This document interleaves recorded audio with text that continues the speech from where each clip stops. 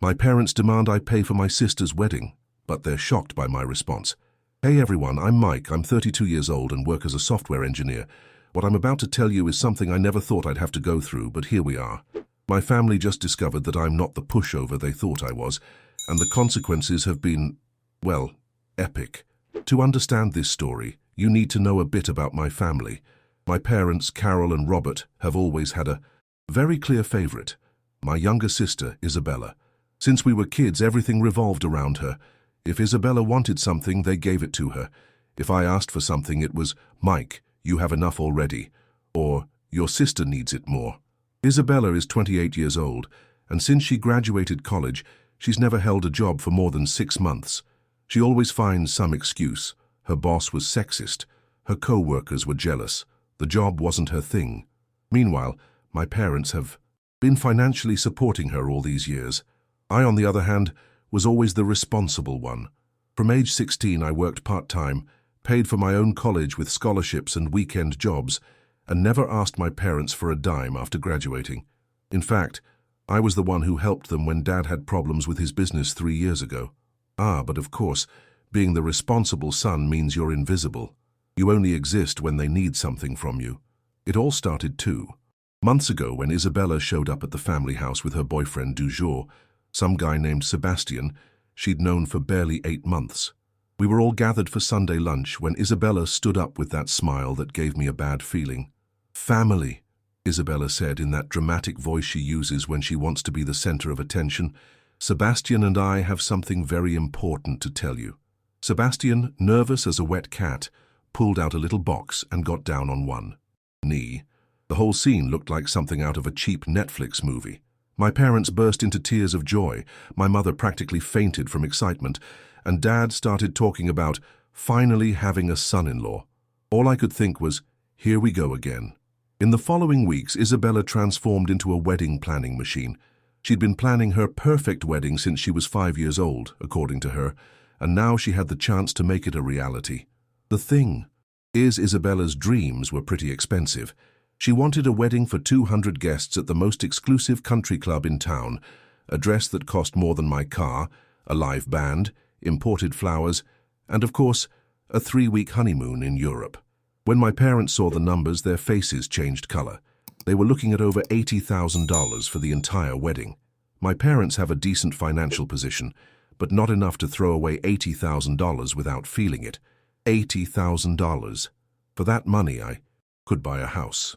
But hey, princesses need their castles, right? One afternoon, I got a call from my mother asking me to come home because they needed to discuss something important about the family.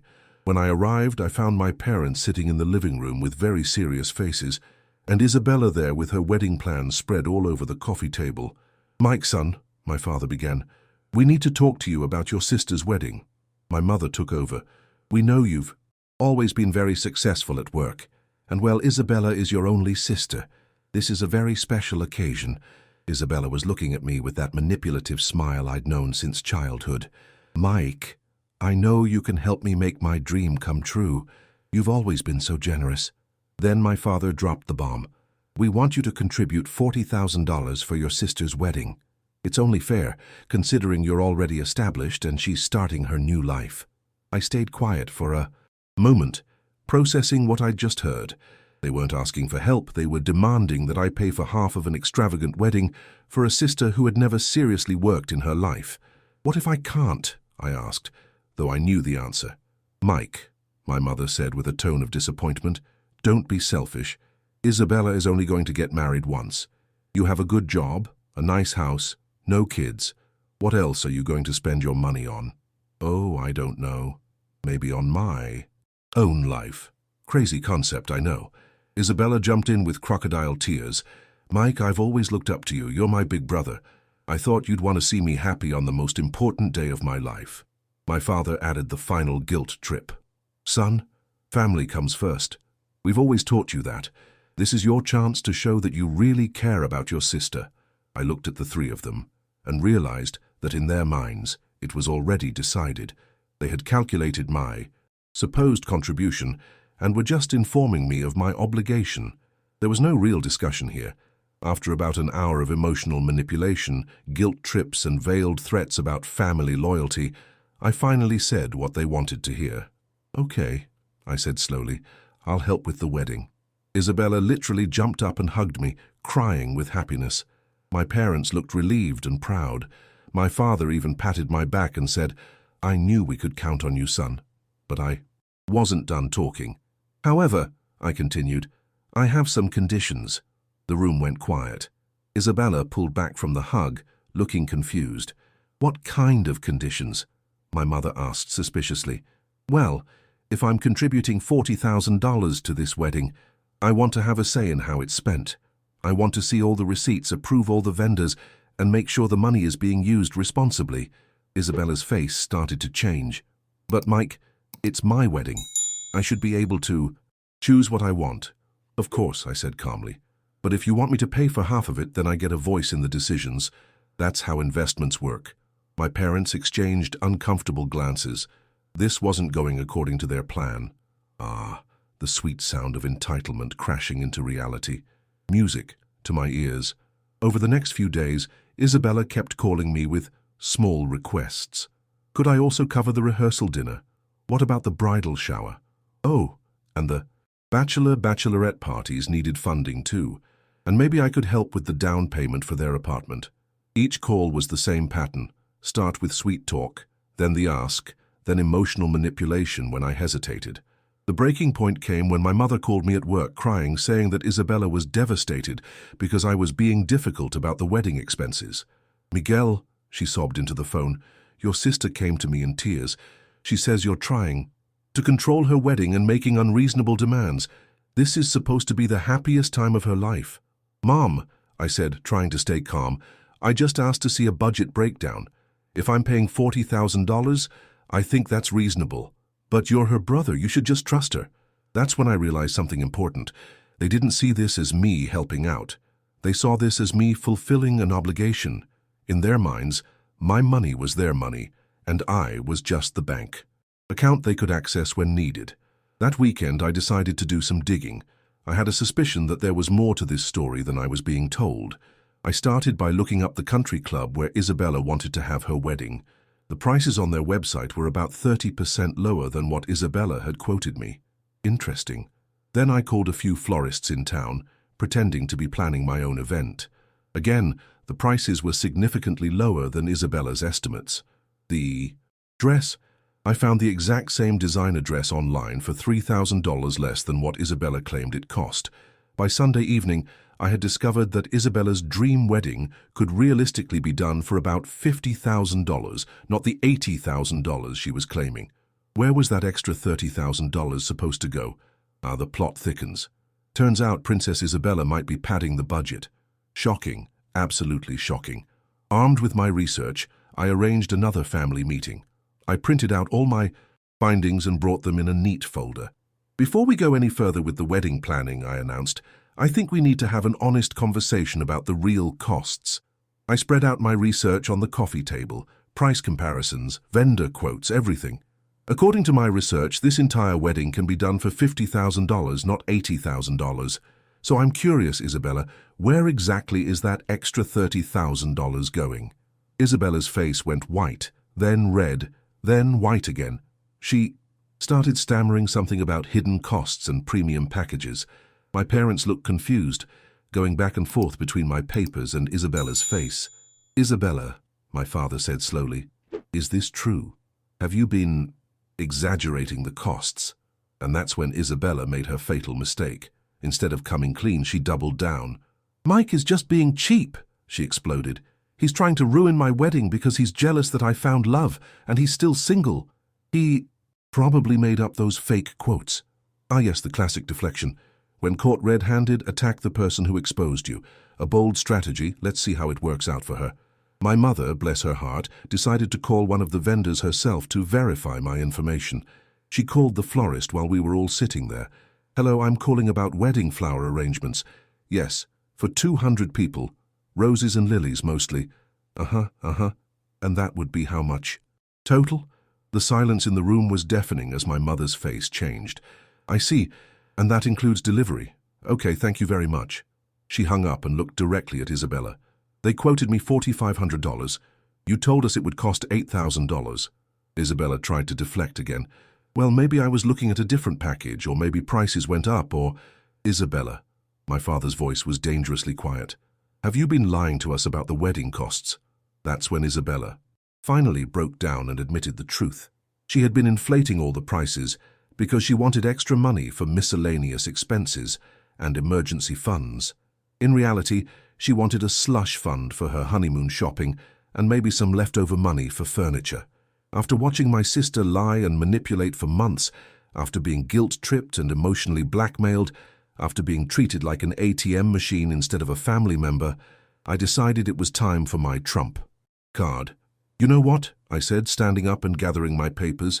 This whole conversation has been very enlightening. Mike, please, Isabella started, but I held up my hand. No, let me speak. For months, you've all treated me like I owe you something, like my success is somehow your success and my money is somehow your money. I looked at each of them in turn. You want to know why I can afford to contribute $40,000 to a wedding? It's not just because I have a good job, it's because 3 years ago when Dad's business was failing, I didn't just lend you money, I bought the business.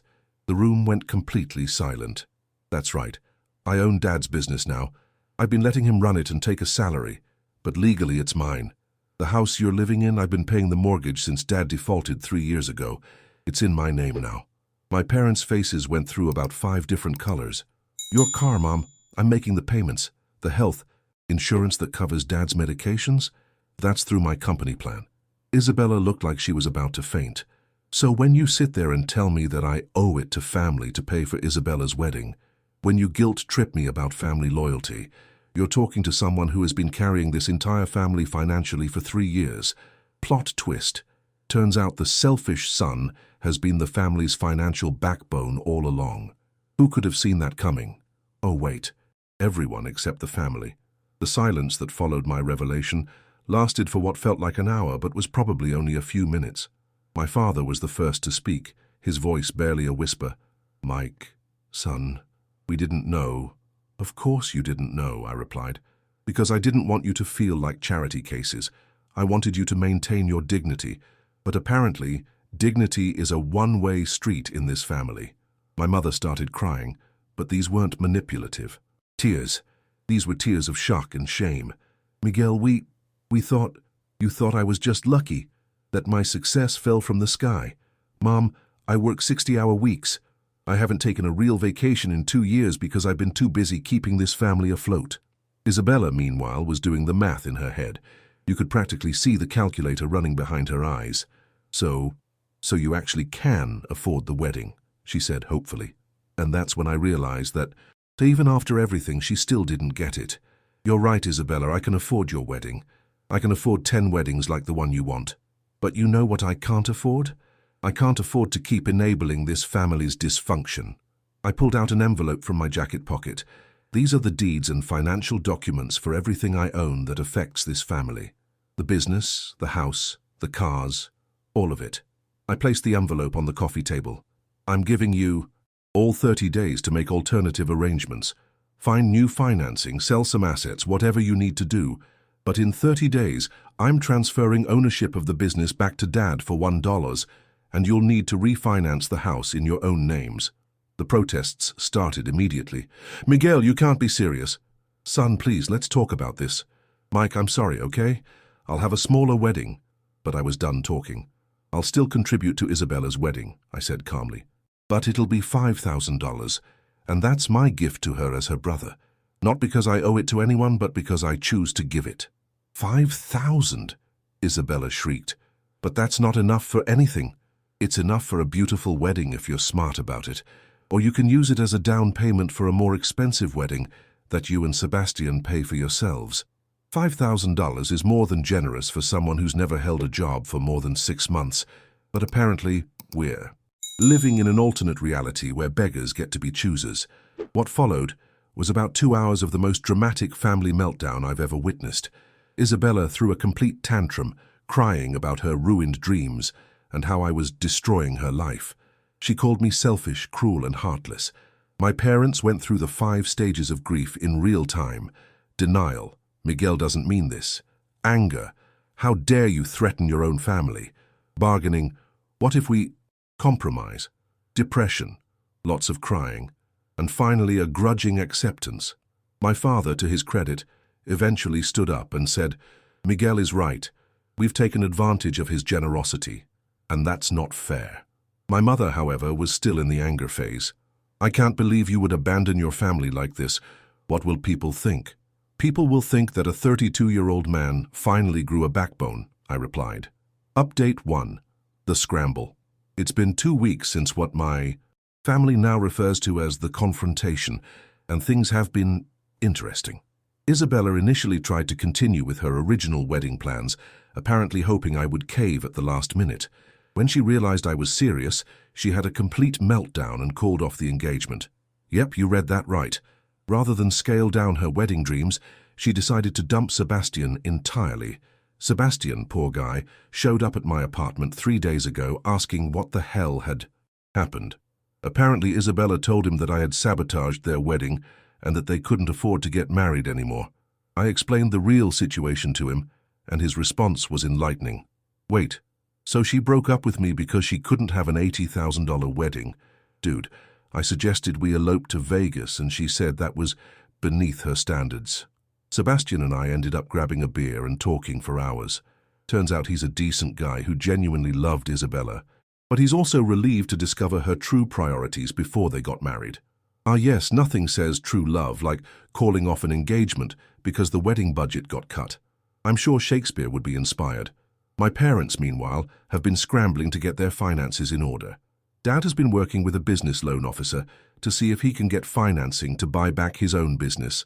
The irony is not lost on anyone. Mom has been job hunting for the first time in 15 years, which has been a reality check for her about the current job market. Update 2. It's been a month since I set my ultimatum, and the changes have been dramatic. My parents managed to secure a loan to buy back the business, though at terms that aren't as favorable as they'd like. Dad is now working longer hours than he has in years, but he says he actually feels good about being fully responsible for his own success again. They had to sell their current house and move into a smaller place, but they're managing. Mum found a part-time job at a local boutique, and while she's not thrilled about being back in the workforce, she's adapting. Isabella, meanwhile, has been on a dating app spree, specifically targeting men who list their professions as doctor, lawyer, or business owner. She's had 3 dates this month, all of which ended badly when she started talking about wedding budgets on the first date. She's also moved back in with my parents, which has created some interesting dynamics in their smaller house. The most surprising development, my relationship with my parents has actually improved. Without the financial dependency, our conversations have become more genuine. Dad and I talk about business strategies, and Mum has started asking for my advice on work situations instead of just asking for money. Who would have thought that removing financial manipulation from family relationships would make them healthier? Revolutionary concept. Update 3. 3 months later, and I have to share the most unexpected turn of events.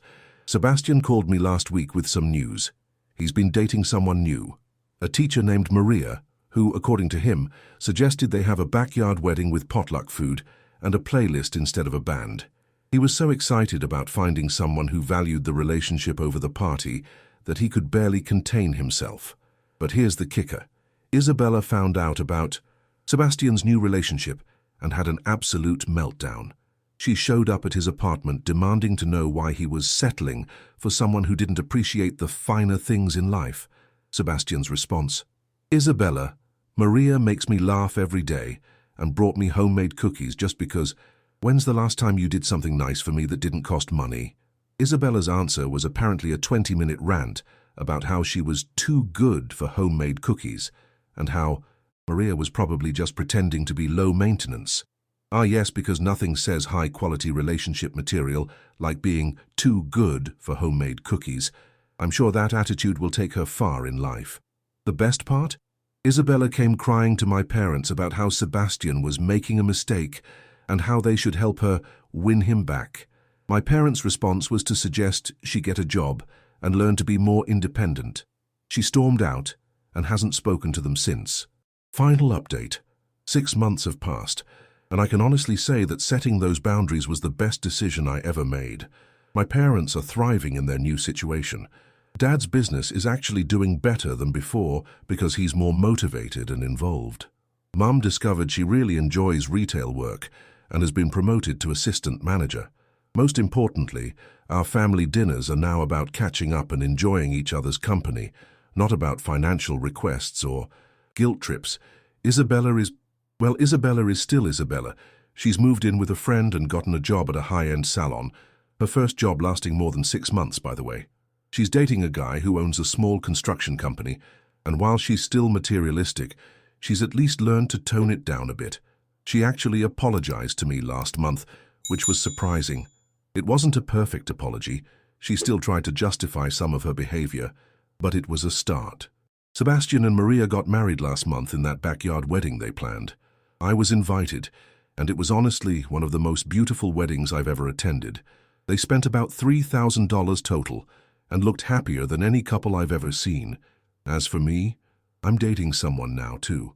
Her name is Jennifer, she's a veterinarian, and when I told her this whole story, her response was, "Good for you for standing up for yourself.